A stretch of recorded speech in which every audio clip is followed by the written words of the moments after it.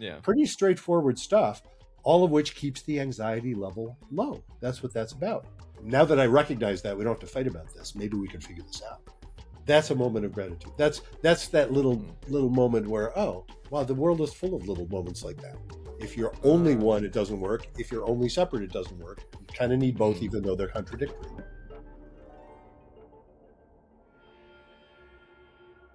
Hello, and welcome back to Retrieving Sanity, your podcast for recovery-focused healing from addictions and traumas. Today, we are welcoming back a friend of the show and a true heavyweight in the world of relationship healing, Dr. Bruce Chalmer. You've got a new book out, The Passion Paradox. So I do. Why don't you tell us about that? Because that just sounds interesting. Why is it a paradox? I mean, passion is supposed to be all love and everything, right?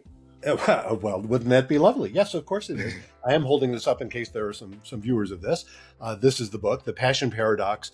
And it's the subtitle of the book that really says who it's for. When you feel miles apart and still love each other. Ooh. That's who it's for. And that kind of embodies the paradox right there. You know, it's like, and so many of the couples who consult me, you know, couples therapists, right? Why do people come to a couples therapist? Something's going wrong.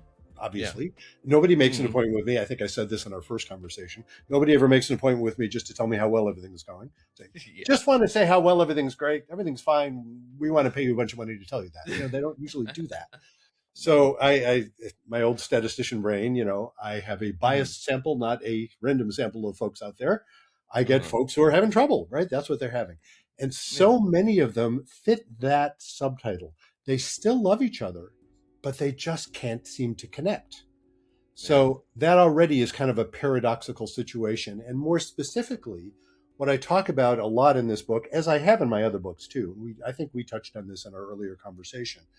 What you need to be in a relationship that you want to stay in is two different sets of needs. You need stability and you need intimacy. And the paradox is that the needs of stability and intimacy are in conflict. And yet they are both absolutely crucial. So you can't have both, but you have to have both. There's your paradox. Welcome to life. Oh, man. Yeah. Okay. So how did you stumble upon that they're the inverse of each other? Well, you know, it's. I think when I trace back, where did I get some of these ideas? And we all build on other people's ideas.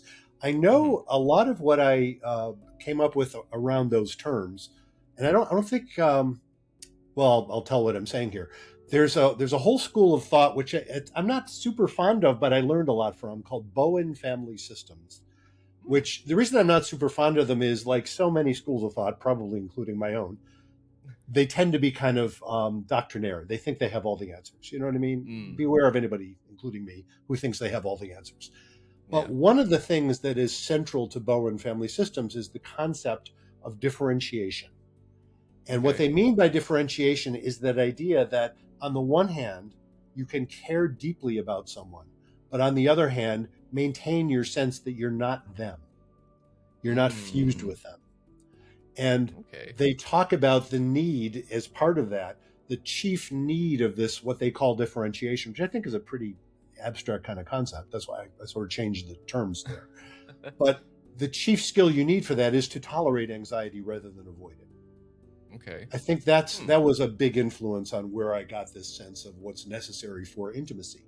And I've had other influences too. I remember, 35 years ago at least, I remember reading a book called The Roots of Psychotherapy. No, it wasn't even that book. It was a book by one of the authors of that talked about you need, I think the terms they used is you need both closeness and intimacy, but that seemed a little confusing because they sound like they're very similar. But what they meant was similar to why I came up with stability and intimacy. You need the stability. Stability refers to the stuff that's predictable. You need to feel like you don't have to constantly be worried about the state of your relationship. You don't want to be constantly in a state of near panic. Yeah. So the skills of stability are all about being predictable, reliable. You know, I talk about the three different skills you need for stability as reliability, responsibility, and accountability. And I refer to those as the boring trifecta, right? They're all really, but they're super important. I'm not knocking any of them. It's like, if you want to be a good partner to someone, You need to show up when you say you're going to show up. Be reliable. Do what you say you're going to do. Be responsible. Notice what needs doing and take ownership of it, and pitch in and be Uh-huh. accountable, which is to say, make it so that if somebody wants to complain to you, you'll listen to them. Yeah. Pretty straightforward stuff, all of which keeps the anxiety level low. That's what that's about. Boring Okay. as hell, but keeps the Yeah. anxiety level low. Predictability is boring, Yeah, yeah. It but it's is. super important, because if you're living in chaos all the time, people can't stand that. The relationship Mhm. explodes. Yeah. So that's stability. But the Mhm. skills of intimacy are all about tolerating anxiety rather than avoiding it. That bit of, I mentioned accountability. If somebody wants to complain, Uh-huh. and I don't mean that in a whiny sense. I mean, legitimately, it's like, hey, I Yeah. wish you would do something differently. Mhm. Well, you need to then tolerate that that's going to raise anxiety. Who the hell wants to hear a complaint?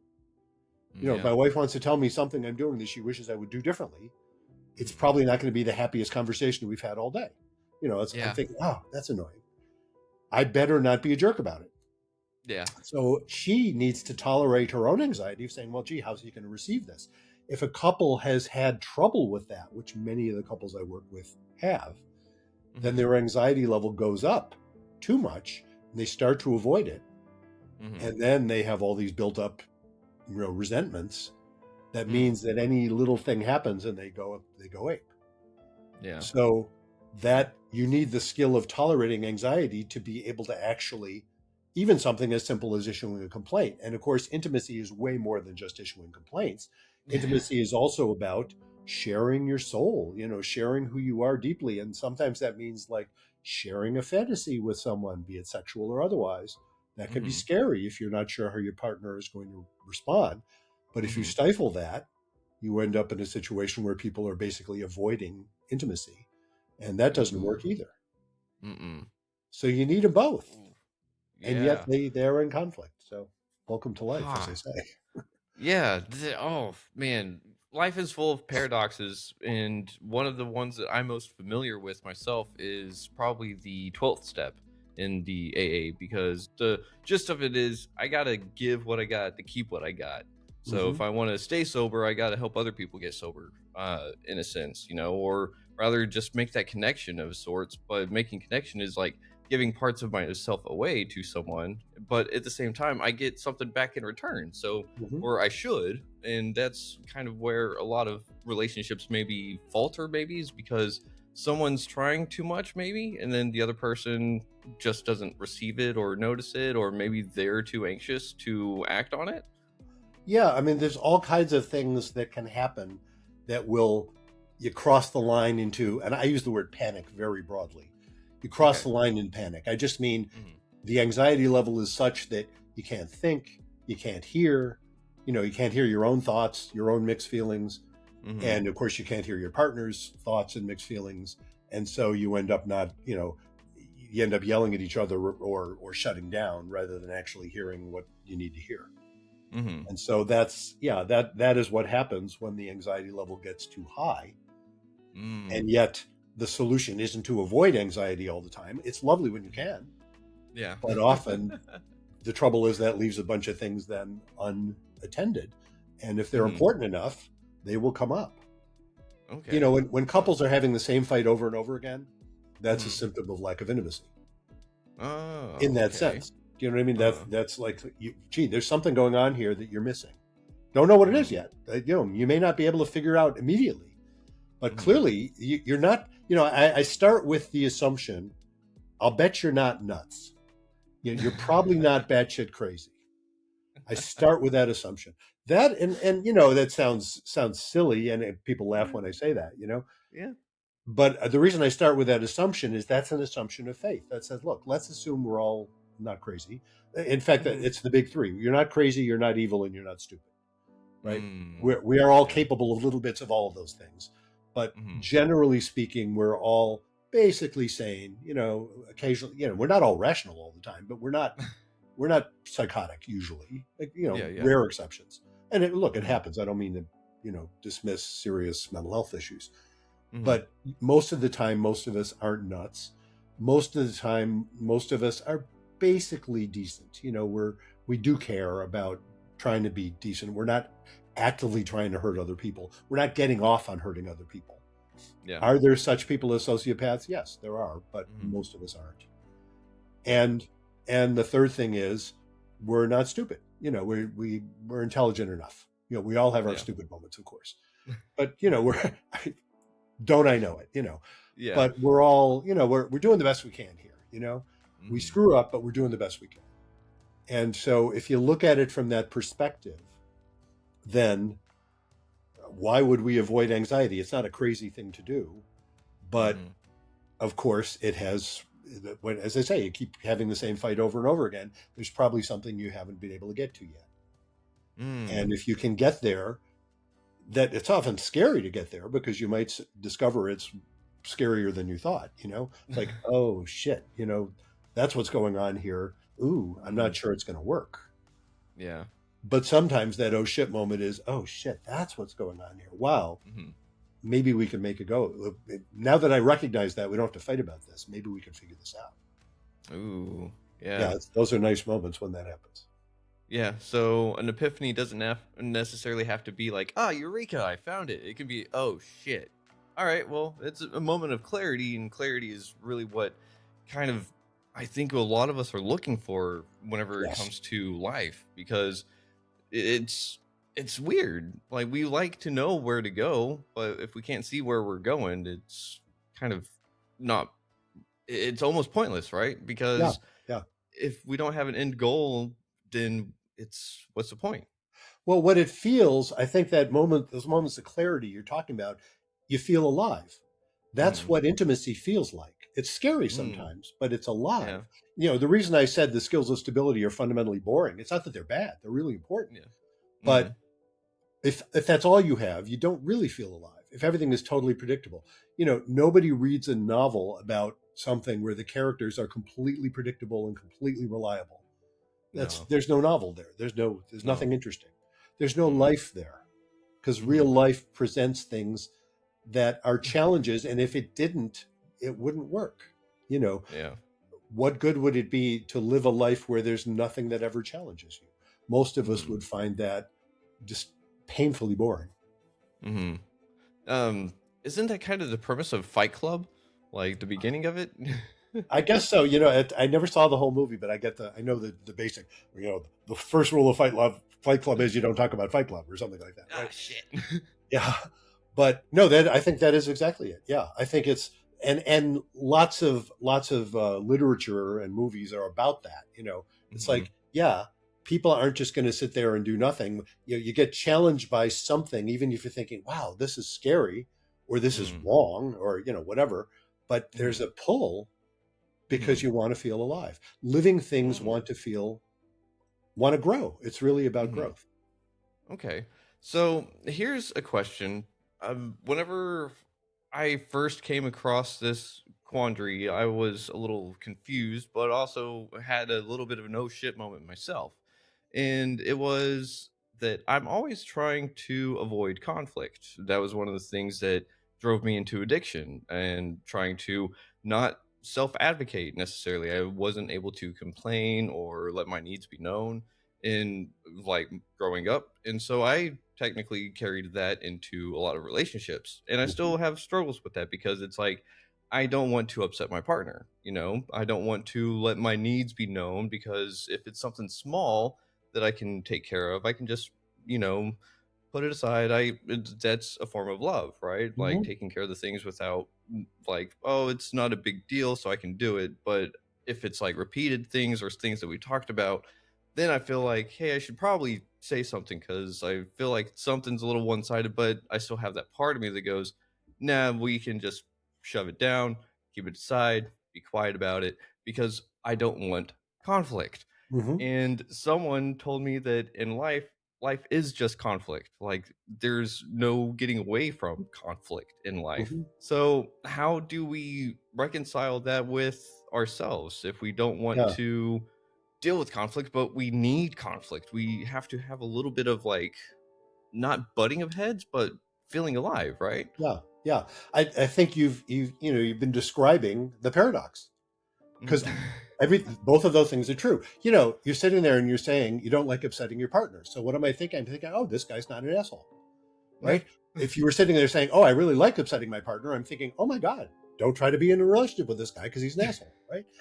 But you're not. So that's not bad. That's good, right? Uh-huh. If you do that to excess, then you're going to start to feel yourself that, wait a minute, I'm not sure I'm in this, you know, or what's going on here. Both of those things, you have those conflicting needs. It's not bizarre to want to avoid conflict. It's also problematic if that's all you do is avoid conflict. You know, I wouldn't go so far as to say life is only conflict, you know, because that sounds kind of cynical. You know, it's like, well, shit, Yeah. you know, life's a bitch and then you die, you know. No, I take a slightly better view than that. But life does include conflict. You can't avoid it, and it's generative. That's the part that I like to recognize. It's uncomfortable, but conflict often leads to something better. Now, I'm not talking about horrible, you know, violent conflict. Even war, apparently, if you look at it, I wish we could avoid it, but apparently we can't always. If you look at human history, we don't seem to always be able to avoid it, do we? No. So, you know, and there are circumstances. I'm not a total pacifist myself. There are circumstances I would say that violence is justified. Not a lot. Not nearly as much as some people are saying. Not a lot. And it's very extreme, but still not zero. You know, it's like, yeah, there's got to be room for all of this. We have to figure this out. So the fact of those conflicting feelings you're having, I think that's the point. It's like, no, you can't avoid the conflict. There's the paradox. It's like you're kind of stuck with the conflict. To be alive is to experience that conflict. Now, I don't claim, you know, some people say, well, then you have to find a balance. And to me, that's just avoiding the paradox. It's not so much a balance. It's like, nope, it's recognizing the contradiction. One of the things I wrote about in this most recent book, I love making these sort of absurdly highfalutin claims, you know. I say, well, here's the most important skill you'll ever learn. Ooh. You know, a little bit of dramatic hyperbole there, right? Yeah. The most important skill you'll ever learn, and what I claim the most important skill you'll ever learn is the ability to accept contradictory truths. And what we were just talking about is a really great example. You should absolutely avoid conflict with your partner. You don't want to make, you don't want to make your partner uncomfortable or yourself. And by the way, if you do that, that won't work. Yeah. In other words, yes, you should do it, but no, you shouldn't do it. Any questions? You know, you have to live with that contradiction. And does that give you a rule about when you should and when you shouldn't? No. You know, when you were talking about it, it was so interesting. This is how I think too, you know. Okay, if there's something small I'm wishing for my partner, but it's small, I really don't need it, then why should I bother her with it? You know, and that's a logical statement. There's nothing wrong with that. Yeah. But if that's all I ever did, something wouldn't work. I'd start feeling some resentment, or I'd be hiding something. So does that mean every little thing I ever care about I should complain about constantly? No, that doesn't work. Does that mean you should never complain about anything? No, that doesn't work either. Well, then how often should I complain? Beats the shit out of me. You know, you're just going to have to figure it out. You know, life is more complex than simple rules. And there's another paradox, you know, and we do what you said this too. We do want clarity, but we're never going to have it perfectly. And to accept that, you know, that word faith that I use, and you mentioned the 7 words, you know, be kind, don't panic, and have faith. That word faith is all about accepting that paradox and saying, it's not just about accepting it and saying, oh shit, that's awful. No, it's the opposite of that. It's like saying, wow, that's amazing. That's right. That's how it's supposed to be. We're never going to have perfect clarity. There's something beautiful about that. We don't, you know, we're not God. Whatever God means, it ain't you and me. It's all of us together, but it ain't you and me. So no one of us will ever have a perfect view of exactly what the right thing is to do in any given circumstance. And there's something beautiful about that. The something beautiful is what I mean by faith. The accepting the rightness of that. Ooh, okay. Oh, I love that, because you're right. There is something beautiful about not having perfect clarity, because it's kind of like, let's say playing a video game, for example. If you play a video game and you get all the way through it, either the next step is you try to find the secret ending, so you have to do different things, or so on and so forth. But after a point, you know the end of the game. It's boring. Like you said, Yeah, it's there's no predictable. game, right? There's no Yeah. game there. If you've got all the answers, you've stopped playing the Hmm. game. There is no Yeah. game. Some would say, and this is kind of a whimsical view, but this some very traditional religious sources would be saying that's kind of Hmm. what God's about. Why would God create us with the capacity to do evil as well as good? Hmm. There'd be no game. Yeah. Without that, there's no video game. We're all Yeah. characters in God's video game. That's a way of viewing the universe, I suppose. Yeah. And I mean, you're so right though about the conflict being generative, and I think that that's the hard part too, right? Because it's so much easier to destroy things. It's so much easier to deconstruct things, but it's really hard to build stuff up. It's really hard to put intention and energy behind what we say and do, because a lot of the times whenever say I get super triggered or something, I just had this reminder not too long ago that whenever someone gets triggered, they act the age that the wound was created. And I'm Hmm. like, oh, that would explain a lot about me and plus some of my triggers, because it's like, why do I clam up? Because I learned easily that I can sacrifice myself by pleasing others, Hmm. by doing what they want. And so it's really hard to create relationships, I think, whenever, kind of like you were saying, if someone is just self-sacrificing or maybe not advocating for their needs. Because and that was kind of what happened this morning. Was we had a conversation and it wasn't the best one, but the thing is that it was because I hadn't self-advocated before. And Hmm. she had even said that anytime something happens, I always flip it back to it's my fault that I've either upset her, or it's my fault that things go wrong, this, that, and another. And I'm like, it just goes back to early on wounds that I'm like, like I'm trying to get past them, but Uh-huh. it's weird because it's kind of like I equated it to like being a spider that just molted, like, just going to be more sensitive to everything at first, getting reacquainted with my new nervous system, getting back to where it should have been this whole time, I guess, and trying to do the maturity thing of like catching it up, since, addiction and substance use will sit there and stunt your brain. It's Hmm. kind of like you've got to catch up, Yeah. and trying to catch up in a society where it's all go go go go go, you should already have the answers, really sucks. Yes, it does.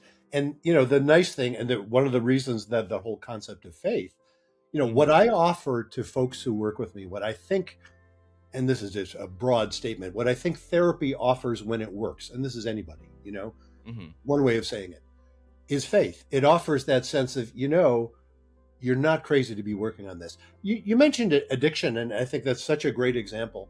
What you were describing, what I'm hearing is such a great description as to why addiction isn't crazy. It is rarely crazy, right? If you think about it. Yeah. No, it serves a function. If you Hmm. are overwhelmed with anxiety, most substances and other behaviors are there to lower it, to zone you out, right? That's Hmm. perfect. It Yep. People get addicted because it works, not because it doesn't. Yeah. So it's not nuts. I Hmm. think No. if I was listening to our earlier conversation before, I think I mentioned this before then too. I remember hearing a 12-step person describing a speech they had heard at a 12-step meeting from some person who was well known in the 12-step movement. I don't know who the person Uh-huh. was, but then it was anonymous, so that kind of makes sense, wouldn't it? Um, but he was saying the best thing I ever did was give up drinking. Well, no surprise there. The second Hmm. best thing I ever did was start drinking. What? Yeah. You ended up an alcoholic. Well, yeah, but it wasn't crazy. It addressed a need very Yeah. effectively. It had some Hmm. rather nasty side effects, obviously, but it did address the need. It's not nuts, and so Hmm. just for people to recognize, here they are, and talking to me. Why are they talking to me? As we said, they're having some Hmm. problem. The Yeah. Yeah. problems aren't crazy. The Hmm. two people involved aren't crazy to have these very painful problems they're having.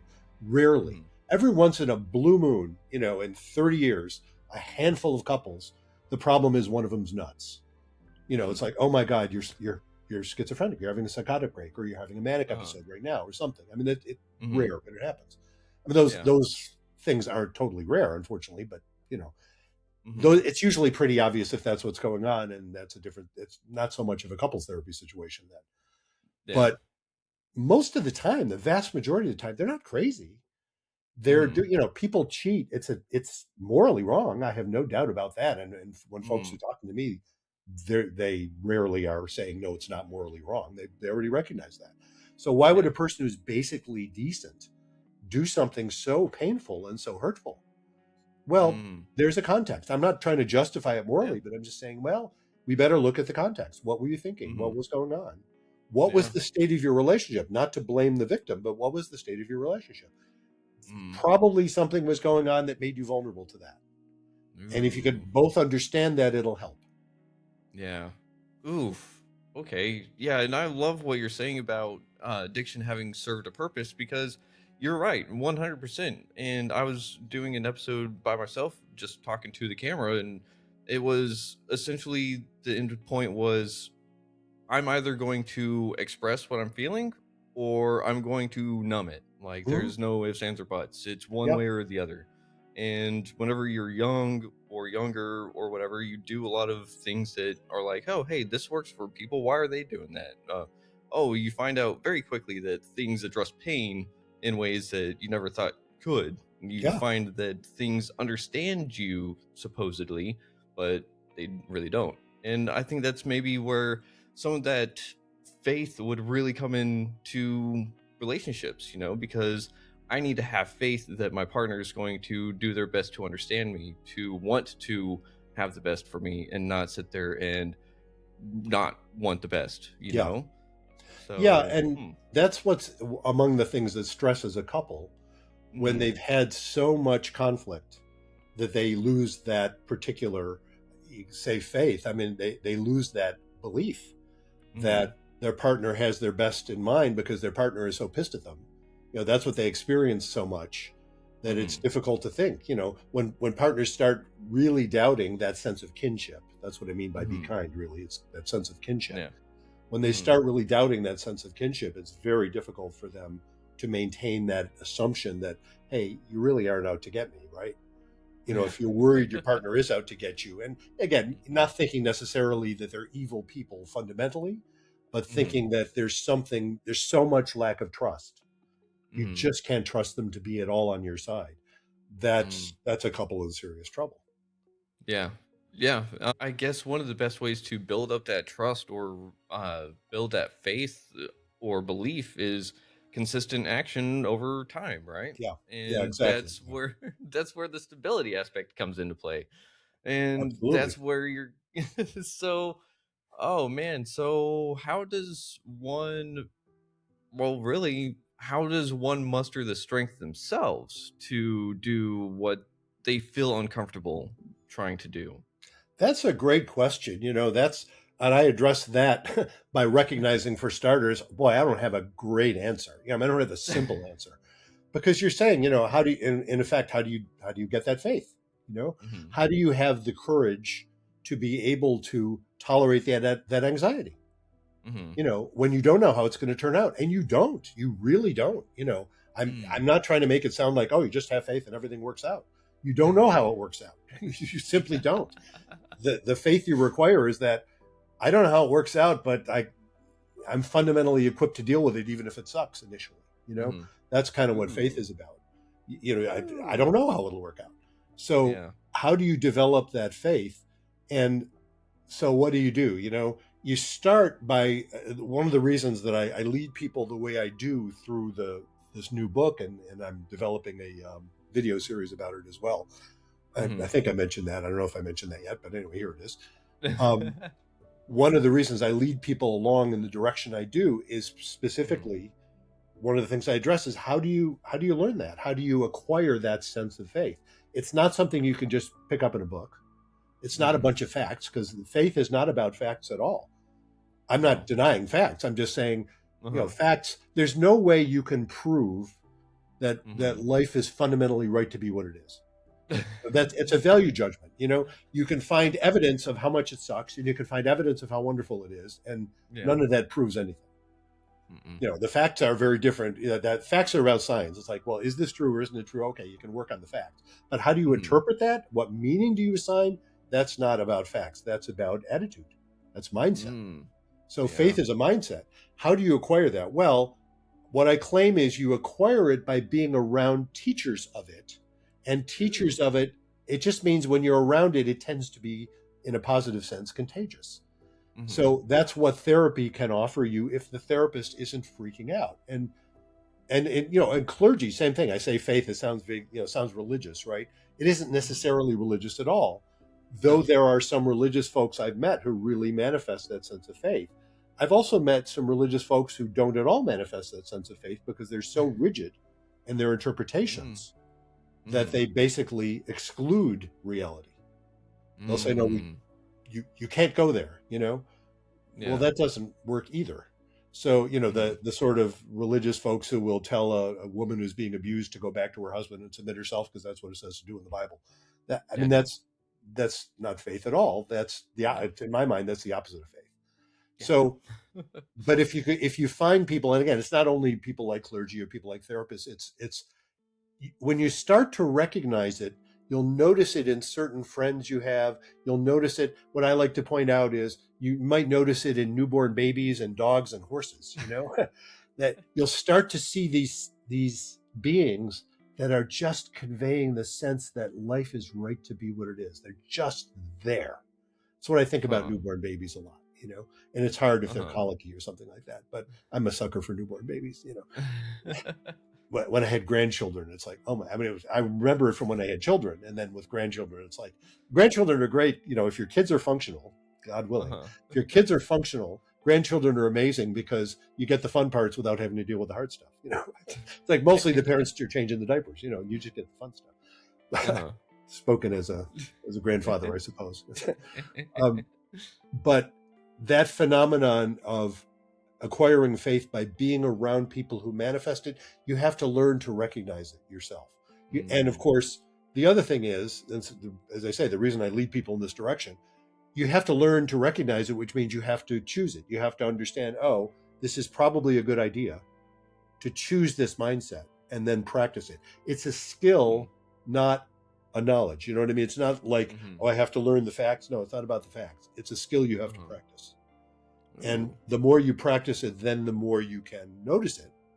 Uh-huh. An example of this a lot of people are familiar with, What's that? gratitude journals. You ever do a Oh yeah. gratitude journal thing? Uh-huh. That's a great example of a practice that helps you with it, because what a gratitude journal is all about is recognizing those little things. We Mm-hmm. can all be grateful for the big things. And I'm not knocking that. But Yeah. it's useful to be grateful for little tiny things. It's like, oh, it hadn't even occurred to me to think what a little moment of grace that is. Mm-hmm. One of my favorite examples of that, there's a particular street in the town I live in where there's a sidewalk and a bike path, and it's fairly Mm-hmm. wide. And then there are cars that have to pull out across the sidewalk to be able to see if they can pull out into traffic. So what is Mm. that set up? Well, you're walking along the sidewalk, there's a car sitting there. And Mm-hmm. not all the time, but very often, someone will see me coming on the sidewalk, a pedestrian. Mm-hmm. They will back up to let me go. Oh wow. They don't have to do that, though they should, frankly. That is what you're supposed to do. But, Yeah. Sometimes they won't, and I have to worry about, oh, if I go behind them, will they know that I'm there and back? And, it's a little worrisome. Mm-hmm. That Mm-hmm. little moment where they just do a little nice thing, which, yes, they're supposed to do it. But to Mm-hmm. notice that and be grateful for it and smile and thank them, that's a moment of gratitude. That's that little moment where, oh, wow, the world is full of little moments like that. And it Yeah. spreads. It becomes contagious. Uh, okay. I love that because you're kind of hitting on something that I was wanting to ask about, and that was, I heard recently that we develop a lot of our mindset or beliefs and other things like that based on our culture that we're raised up in. Yep. And so I was kind of like, oh, so if it's not only culture, then that also, of course, can be scaled down to your family, and Yes. then your immediate family, and so on and so forth. And so Yep. that's why a lot of people don't. And whenever you're raised in certain mindsets, it's really hard to break out of those because our perspective is so constrained, Yeah. essentially. So, how does someone sit there and expand that? Well, I guess that you just kind of answer that in its own right because you just spend time with the people that you kind of want to have attributes of, right? Yeah, with that sense of consciousness, you kind of have to open up your own mind to do it.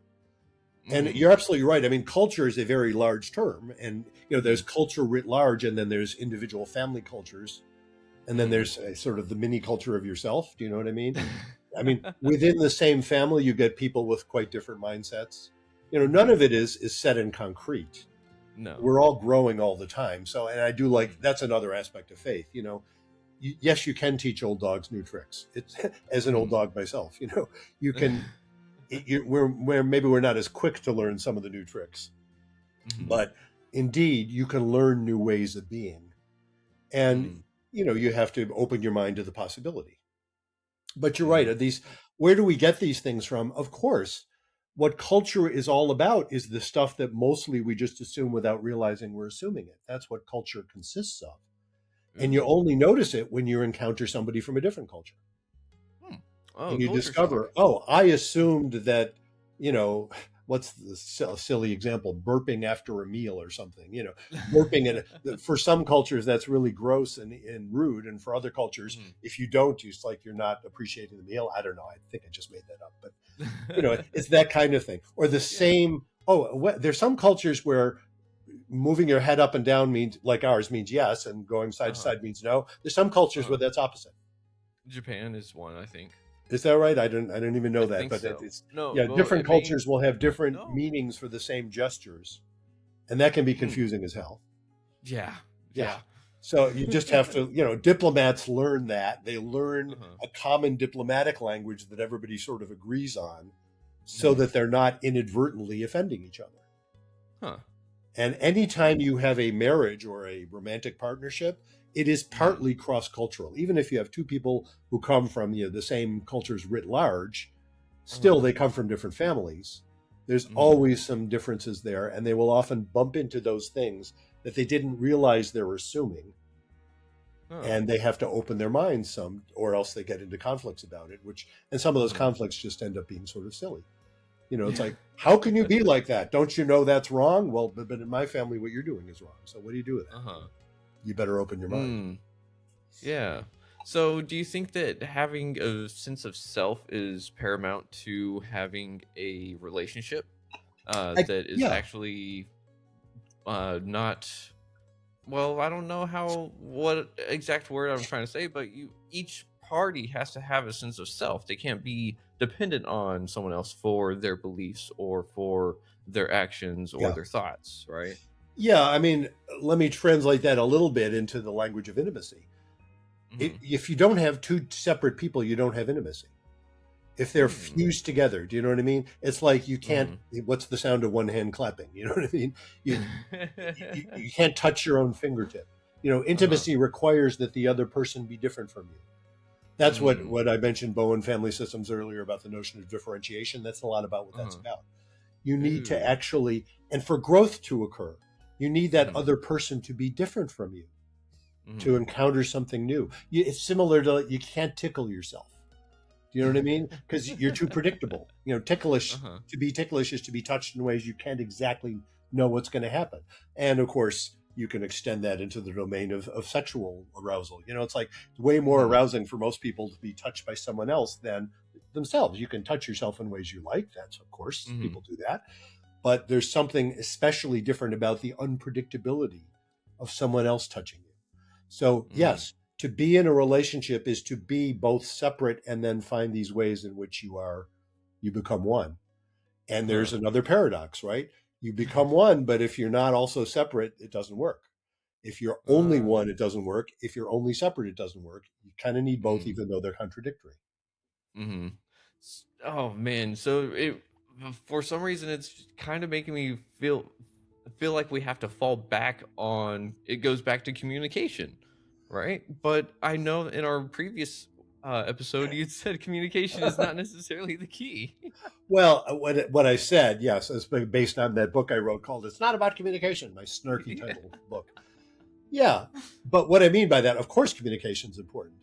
Uh-huh. But learning techniques of communication is almost never the solution. Mm-hmm. Teaching that, because it's usually people are effectively communicating how they feel and what they're thinking, Mm-hmm. whatever language they try to couch that in, whatever techniques they use, what they're Mm-hmm. conveying is what they're really feeling. And if what they're Mm-hmm. really feeling is they're pissed off, they're angry, they're doubtful of the other person's, intentions, they're going to Mm-hmm. convey that no matter how carefully they communicate it. So the solution isn't Yeah. about how you communicate. You'll Uh-huh. communicate well if you're feeling good about each other. Mm-hmm. That's what you'll communicate. And if you're Mm. not feeling good about each other, don't try to, you know, pretend you do, Mm-hmm. or hide the fact that you don't. That won't do you any good. You actually need to Uh-huh. look into yourself and say, "Gee, why am I being such a dick right now?" It's a- I can try and couch my language carefully so that I don't sound quite as much like a dick, but I'm still being a dick. Mm-hmm.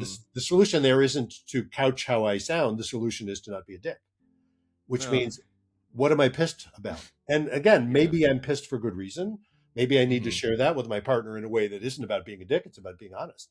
It's like, Mm. I'm realizing, yeah, I have been really angry at you. I'm sorry for being a dick about it. I don't want to be a dick, but I think what's happening is I actually am angry. You did some things that Yeah. really bothered me, and I haven't been able to tell Mm-hmm. you. You know, Mm-hmm. those are honest statements. Yeah. None of that's about Yeah. communication technique. That's about courage. Mm. That's about honesty. And that's about not being a dick. You see what I mean? That if you actually don't intend to be a dick, but you're Uh-huh. pissed, you need to figure Mm-hmm. that out and then express that. And if you're Yeah. actually expressing that in a way that is fundamentally respectful, maybe Mm-hmm. there's a shot that your partner will hear it if they're not panicked, if they're not too Mm. panicked, if they're not feeling like, well, you're constantly being a dick to me, I can't listen to you. Mm-hmm. Yeah, I might need to add, and look, I'm really sorry. I'm realizing you're having trouble listening to me because I've been such a dick. It's not surprising that it's hard to listen to. And I'm trying not to be a dick now, even though, yeah, I've been a dick. I've been angry, but that doesn't justify me being a dick. You can Mm-hmm. imagine that a couple that could actually get to that level of understanding of themselves and each other could actually have a conversation, and Mm. then figure out where to go from there. Yeah. Yeah, for sure. And I'm kind of hearing, well, I'm not hearing, part of me is like, so therapy talk to each other is not necessarily the best thing. And I do remember you saying that before, because if you got some bad emotions behind you in whatever you're trying to say, it's going to come out. Yeah, And it just, and you're right. It's like you can paint a pig nice and pretty, right? But it's still a pig. it is. Yeah. So Yep. we can't sit there, and I guess sometimes it is just you have to do a cannonball into the pool. Sometimes you can't sit there and just wade in and just wait for the water to come up to you, right? Yeah, exactly. I mean, lovely when you can, but Mm-hmm. sometimes you can't. That's true. And the other thing that communication techniques can do, it's not only that they won't hide it, but sometimes Mm-hmm. what they will do is suppress it, which gets you Ooh. nowhere. Uh-huh. So it's like, Oh and yeah. I think I mentioned in our last conversation, I had just seen when we talked. This was back in the summer, I think. Whenever it was we talked, it was a while ago, and I had Mm-hmm. just seen this very funny send up of therapy speak that a Uh-huh. particular couple in this particular miniseries was doing, and I recognized it. It's like, yep, you learn these techniques and you shift into therapy mode with each other, and neither one of them is actually saying how they feel, because that's too Yeah. dangerous. So they're Uh-huh. they're mouthing these ideas, but they're getting nowhere, and they're Mm. still feeling equally isolated. It Mm-hmm. doesn't get you, and it's worse than not getting anywhere. It's worse because it makes you think like you're doing something when you're actually avoiding doing something. You know what it's akin Mm. to? I've encountered Huh. I've encountered this, and certainly folks in the 12-step world will probably recognize this. I've Over the years, I've had clients who are actively using something, and they just need to be able to tell their prescriber that they're in therapy, so they Mm-hmm. can keep getting the opiate prescribed. Mm-hmm. It's worse. Not only am I not helping them, I'm actually making it worse. I'm actually Mm. facilitating their problem. And Mm. so, therapy Mm. speak can have the effect of not only not solving your problem, but actually making it worse. Huh. Wow. Bummer. Okay. Yeah. Yeah, that is a bummer. Yes. So with the Well, best of intentions, right? yeah. I'm not trying to say that my fellow therapists that teach that stuff mean ill. They mean well. Uh-huh. Yeah, And it yeah. sounds kind of condescending to say that, but I'll risk it. No. It's like, yeah, they mean well, but it's bullshit. Yeah, and that's kind of the thing though, right? Like it takes a certain level of self-awareness to be able to use therapy talk without diving into protective shield mode, right? Absolutely, Um right on. so I think in that sense, maybe that therapy talk needs to be applied to self whenever they're figuring themselves out. Like, why did that trigger me? Like, Yeah. why is that something that bothers me whenever they do that? And then after they have that therapy talk with themselves, they can bring the results to their partner. Oh yeah, Hmm. yeah. Being able to tolerate your own anxiety, Yeah. and I've sometimes it's a simple concept, but I say, yeah, you need to get hold of yourself. Doesn't mean you need Hmm. to stifle yourself. It means you need to get hold of yourself. You need to Yeah. not be in panic mode Hmm. with yourself. Then you have a shot at being able to convey what you want to convey to your partner because you're not in Hmm. panic mode. Yeah, it's Yeah. when John Gottman, I don't know if I've mentioned his name in our earlier conversations, very well known among couples therapists because he's done lots of Yeah. research. Okay. Really interesting research. I'll give a shout out anybody. He's written a bunch of very popular books and interesting stuff. And one of the Hmm. things that he has done when he does therapy with couples, his wife Julie Gottman is more the therapist. He's more the researcher. But when they've done Hmm. therapy, one of the things they'll do is they'll put pulse oximeters on people's fingers, and they're Huh. set to to beep if they exceed a certain level. In Hmm. fact, I think he said they have to adjust it if somebody's like a marathon runner or something. They have Uh-huh. to adjust it downward because their heart rates are so naturally low. Yeah. But so for most of us regular people, it would be 80. I think for them they have to make it 100 or something like that. I know Oh for wow. for us, for most of us, it's 100. For them, they'd have to make it 80. Whatever. Got When it. it exceeds a certain level, it beeps, and they stop the conversation cold at that moment. Send the people to separate rooms. Nobody. I don't know. I don't know how they pull this off in practice. I couldn't Uh-huh. do this in practice, but whatever. But you Uh-huh. get the concept. When you start to freak out, everybody stop, go, get yourself, calm yourself down for a few minutes. When you come back, it's like you've had a brain transplant. You're back. Okay, now I can hear you again. And people, that's a very useful concept.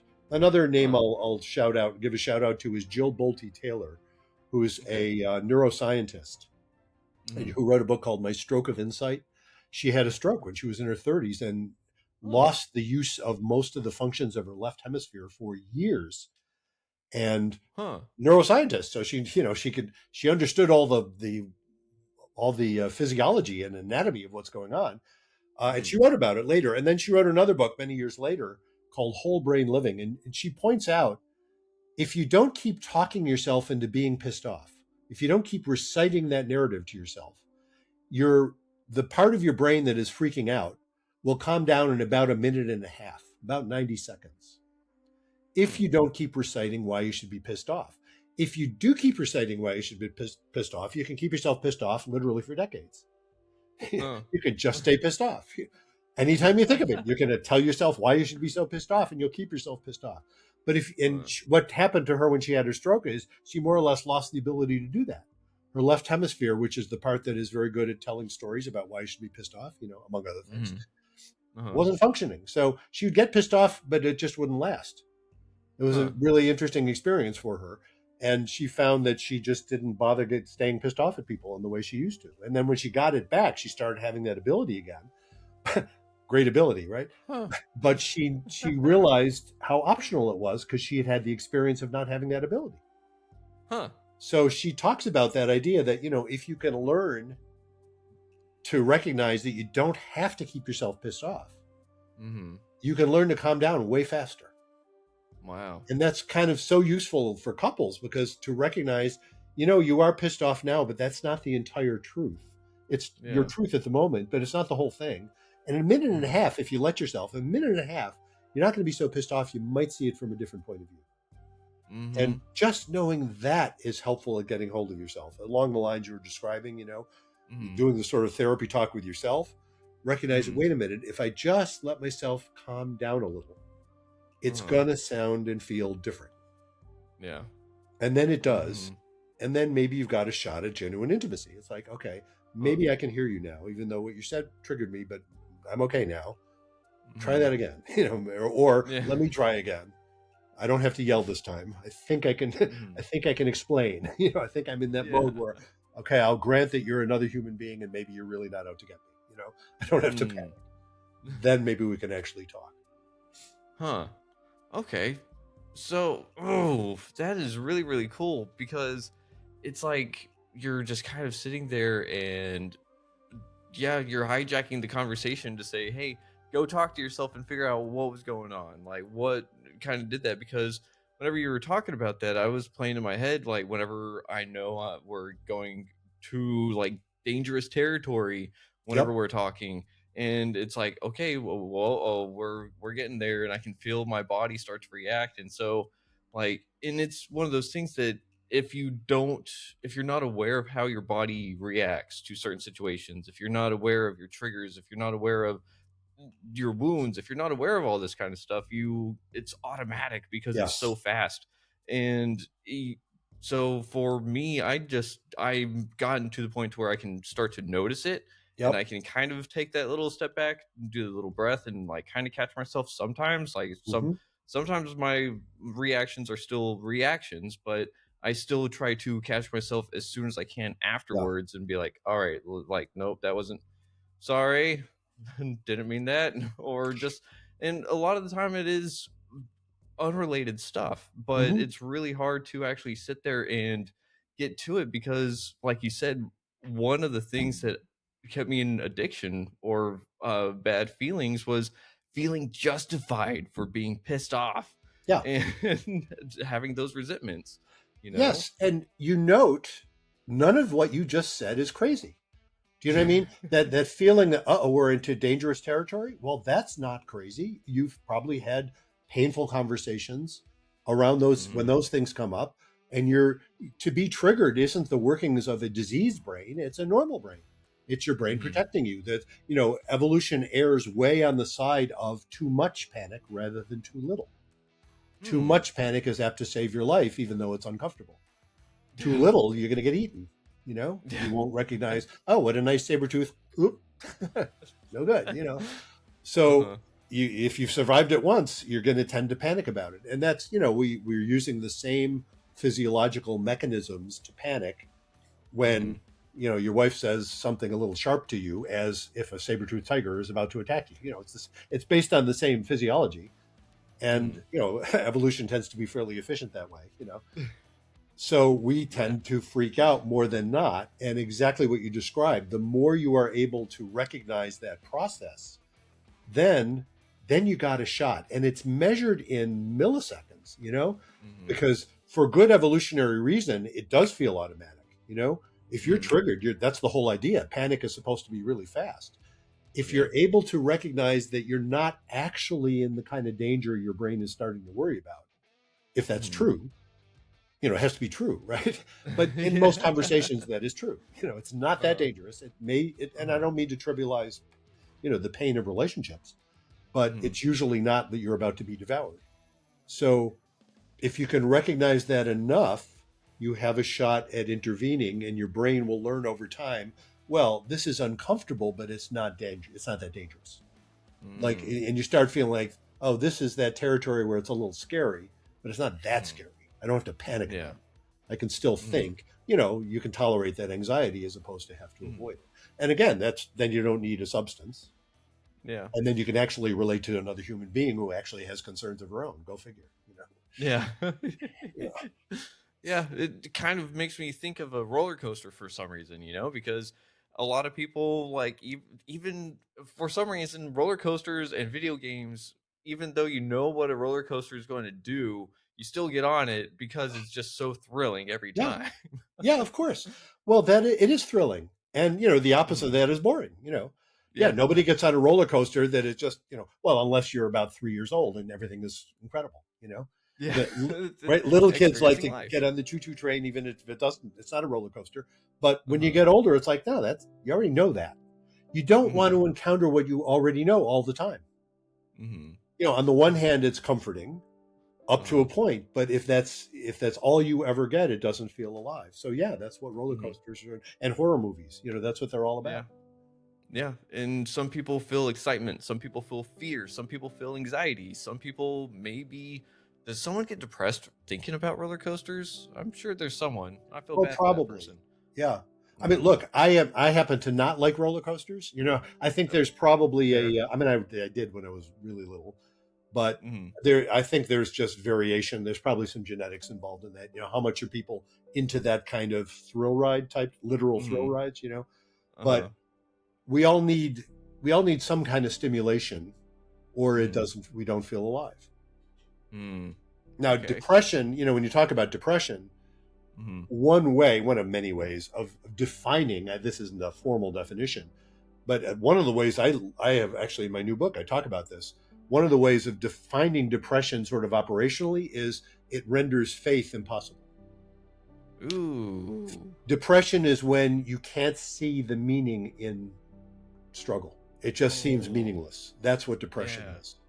Now, Uh that's huh. not a formal definition, but it's a Hmm. way of thinking about it. And Yeah. and the contrary is no, when you start feeling like, wow, this is painful, this is difficult, this is a struggle, but there's something really important about it. That's when you're not Hmm. depressed. Ah. You get a little bit of hope. Yeah. Yeah. Yeah, Oh. it's the opposite of despair. Despair Hmm. is it's all just meaningless. Hmm. Hope is when, and hope is interesting because you can show hope even though you're about to die. Do you know Mm. that Yeah. that's and the classic. I don't know if I referred to this in our last conversation or not. I often refer to it. Viktor Frankl's book, Man's Search for Meaning. You familiar with You that? may have. You I may may have have. I don't mentioned it. I remember. often do in this context. But he was in Auschwitz. He was Hmm. a psychiatrist in Vienna during the 1930s, and then the Holocaust came along. The Nazis took over, and he was Hmm. Jewish, and he ends up in Hmm. Auschwitz. And the vast majority of people who went to where he went died, and he Yeah. saw most of the folks who he was there with died. And it Hmm. was just sheer. There's no explanation as to why he lived as opposed to died because it was Hmm. so completely arbitrary. It wasn't Hmm. about he didn't claim, oh, I kept the faith and therefore I lived. That's not what he said at all. But Yeah. he did say that the ability to find meaning even in how you dealt with that struggle against pure evil, the ability to say that, well, maintaining my sense that I at least they can't take my ability to feel meaning, that Hmm. was an important element in surviving because people who Hmm. lost that were dead before they were dead. Yeah. They were alive but basically dead. Yeah. And Oof. so that he turned that into a whole way of doing therapy. He called it logotherapy, which logo in that sense of meaning. Oh, meaning. Yeah. Yeah, it's all about meaning. That to find meaning even in the struggle, it's very similar to what I when I use that word faith. It's like, yeah, Hmm. there's something meaningful about it. I can't say there's anything right about Auschwitz. There's nothing right about Auschwitz.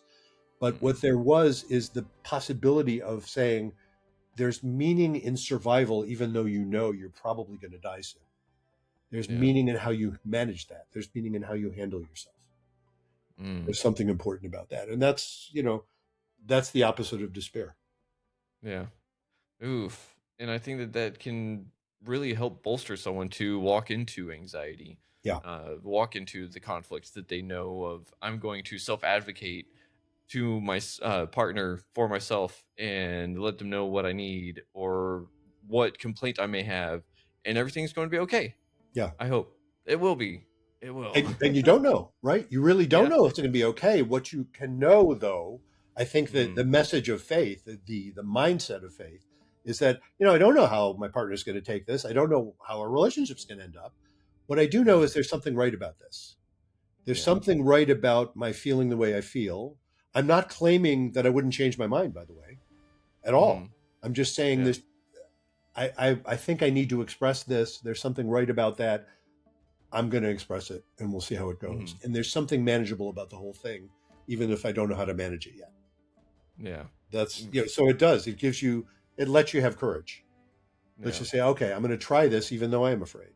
My fear Hmm. isn't crazy, but Yeah. I'm going to face it anyway. Oof. Ah, I love that. Yeah. And I'm a little sad because we are at the top of the hour, which Mm. means we are before we are at the end of this episode, but you did shout out some other people, but can you shout out yourself and your website? Happy to do so. Yeah, you can find my stuff at brucechalmer.com. So if you spell Bruce Chalmer correctly, you'll have it, brucechalmer.com. And my new book, The Passion Paradox, is out now and available in all your favorite formats.